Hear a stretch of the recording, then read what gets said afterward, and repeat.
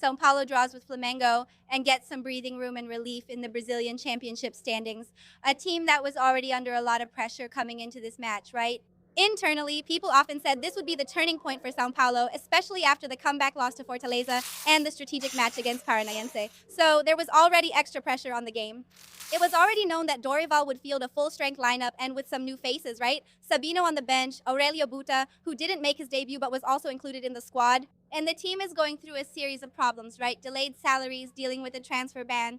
But as Dorival himself said, it was a match that shows the path São Paulo should start to follow, right? So we see a first half where São Paulo manages to control things a lot, playing on equal terms with Flamengo, which is a tough opponent, a team that's up there at the top of the Brasileirão table.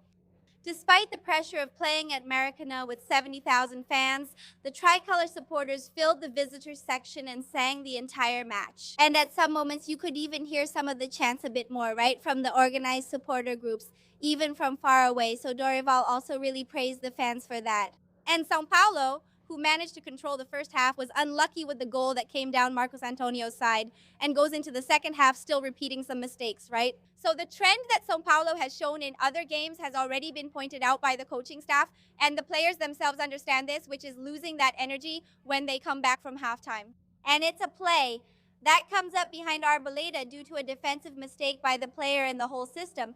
And then Flamengo scores and puts the team in a different situation. But Caleri shows up and changes everything, right? Caleri, who had been in a goal drought since April, right? Since April 4th. The last time he had scored was against Cruzeiro in the Brazilian Championship in that 4-1 win, going through one of the worst phases of his career. He managed to score once again against Flamengo, right? The fans even joke that Caleri is like Flamengo's father. Every game he gives the red and black team a hard time. He managed to break this goal drought. São Paulo held on and kept Flamengo at bay until the end, despite heavy pressure. The disallowed goal by Samuel Lino also gave Tricolor some relief. Controversial for Flamengo fans, but I'm sure São Paulo was very happy, just like Dorival, just like Rafael, who also passed through the mixed zone.